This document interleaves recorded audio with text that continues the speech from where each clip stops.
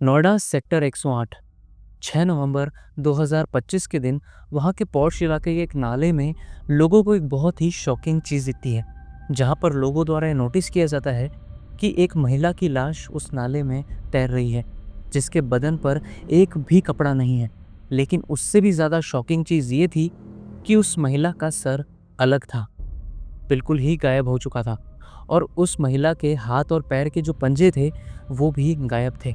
जिसके बाद लोगों द्वारा पुलिस को कॉल किया जाता है।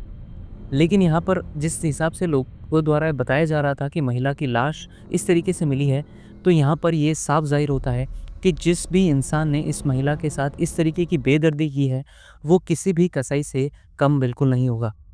जिसके बाद सेक्टर 39 की पुलिस उस एरिया के अंडर हैंडल कर रही थी, तो पुलिस को बुलाया गया और सेक्टर 39 की पुलिस वहाँ पर पहुँचकर जाँच पड़ताल शुरू करती है। जब पुलिस ने उस लाश को देखा, तब एक बार को पुलिस भी शॉक में आ गई कि इस तरीके से मर्डर कोई कैसे कर सकता है।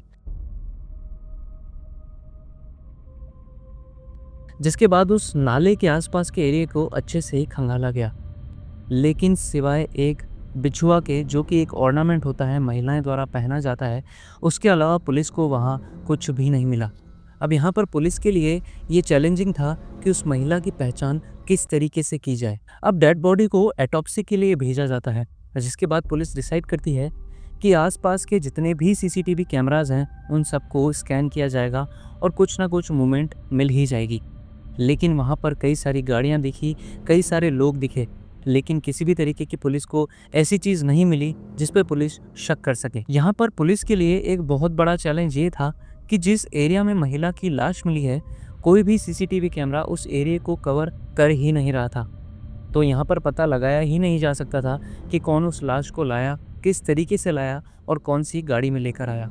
लेकिन यहाँ पर पुलिस एक चीज़ नोटिस करती है कि उस एरिया के आसपास के जितने भी एरिया हैं, उसमें से कई सारे कैमरे जो हैं उस एरिया को कवर कर रहे थे।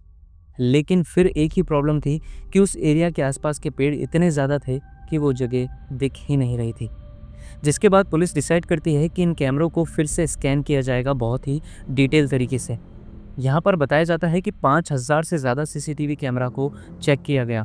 बहुत बड़ी पुलिस की टीम लगी, जिसमें से 1100 गाड़ियों के मूवमेंट कैप्चर किए गए। अब इन 1100 में से 44 गाड़ियाँ ऐसी थीं जिन पे पुलिस को शक आया। अभी तक 24 घंटे निकल चुके थे।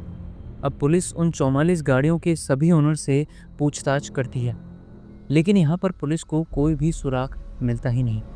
अब जब यहाँ पुलिस सीसीटीवी कैमरा स्कैन कर रही थी, तब पुलिस को एक एसी बस ऐसी मिली जिसकी मूवमेंट पुलिस को संदिग्ध लग रही थी, क्योंकि वो एसी बस 1 से 2 बार उस एरिया में देखी गई, लेकिन कोई भी उस बस में से उतरा ही नहीं। यहाँ पर पुलिस को उस बस पे शक होता है और उस बस के ड्राइवर का पता लगाया जाता है, जहाँ पर उस बस का ड्राइवर मोनू सिंह नाम का एक शख्स था। अब यहाँ पर मोनू सिंह पुलिस के लिए एज अ सस्पेक्ट बन चुका था, लेकिन पुलिस उसके बारे में कुछ भी नहीं जानती थी। जिसके बाद पुलिस खुफिया तरीके से उसका पता लगाती है, जिसके बाद ये पता चलता है कि वो नोएडा के एक बरोला गांव के अंदर रहने वाला शख्स था।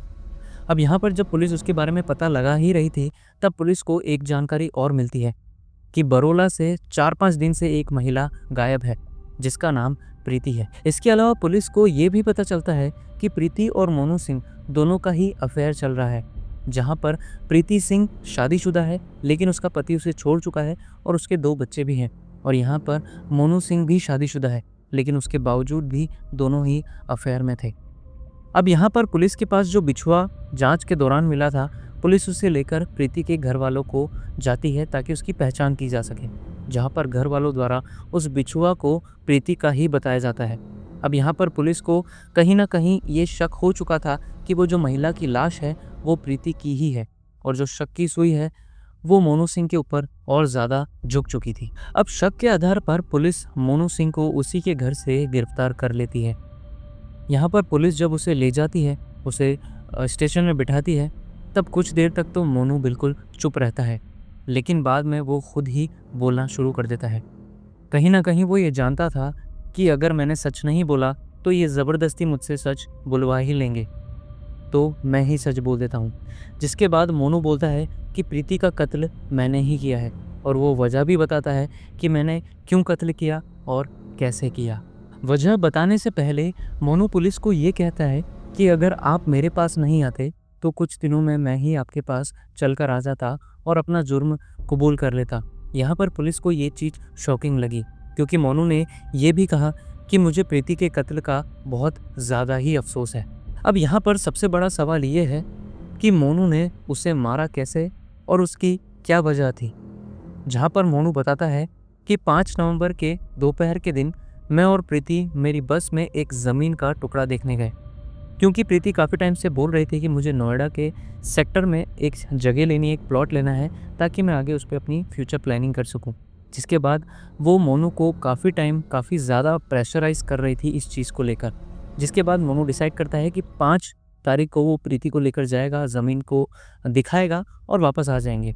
अब यहाँ पर जब मोनू प्रीति के घर जाता है उसे लेने के लिए, तब उसकी नज़रों से बचकर वो एक धारदार हथियार भी अपनी बस में छुपा लेता है।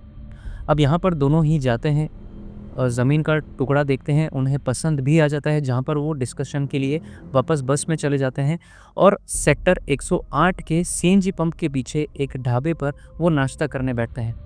जहाँ पर वो नाश्ता लेकर अपनी बस में बैठे ही थे कि दोनों के बीच में फिर से पैसों को लेकर झगड़ा हो जाता था।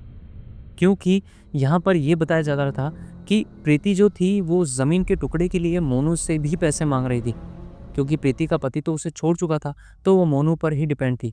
लेकिन मोनू यहाँ पर तैयार नहीं था क्योंकि वो भी एक फैमिली लेकर बैठा था। अब यहाँ पर बहस करते करते ये मामला इतना बड़ा हो जाता है कि मोनू सिंह को बहुत ही तेज़ गुस्सा आता है। वो उसी हथियार से प्रीति के वोकल कॉर्ड को काट देता है, जिसके बाद प्रीति चाहते हुए भी चिल्ला नहीं पाती है और वहीं पर उसकी जान चली जाती है। अब मोनू उसके सर को अलग करता है, उसके पंजे भी काट देता है हाथ और पैर के, और उसकी बॉडी को उसी सेक्टर के जो नाला था वहाँ पर फेंक देता है बिना कपड़ों के। अब यहाँ पर जो सर और जो पंजे थे, मोनू उसको छुपाने की कोशिश करने के लिए एक दिमाग लगाता है कि मैं इसके एक पॉलीथीन में पैक करूँगा और बस के टायर द्वारा इन सबको कुचल दूंगा ताकि फिंगरप्रिंट पता ही ना लगे, और अगर फिंगरप्रिंट ही नहीं मिलेंगे तो पुलिस इसकी पहचान किस तरीके से करेगी। इसके अलावा मोनू ये भी बताता है कि प्रीति मुझे हमारे रिलेशनशिप को लेकर बार बार ब्लैकमेल किया करती थी कि मैं इसे बता दूंगी, मैं उससे बता दूंगी। जिसके बाद मुझे गुस्सा आया और एक ये रीज़न भी था कि मोनू सिंह ने प्रीति को मार डाला। लेकिन जब पुलिस को मोनू सिंह ये कहानी सुना रहा था, तब वो खुद जज्बाती भी हो गया और वो ये भी कहता है कि अगर आप कुछ दिनों में मुझे नहीं ढूंढते तो मेरे मन में ये भी ख्याल आया कि जो कटा हुआ सर है उसे लेकर मैं पुलिस स्टेशन ही आ जाऊं और अपना जुर्म कबूल कर लूं। लेकिन मेरी उस समय हिम्मत नहीं हुई और मैंने सोचा कि शायद मैं बच सकता हूं, जिसके बाद मैंने ये फैसला लिया। खैर यहाँ पर रीज़न जो भी है, लेकिन एक मासूम की जान चली गई बड़ी बेदर्द तरीके से। खैर अभी मोनू पुलिस की गिरफ्त में है, उस पर मुकदमे चलाए जाएंगे और उसे सज़ा भी मिलेगी।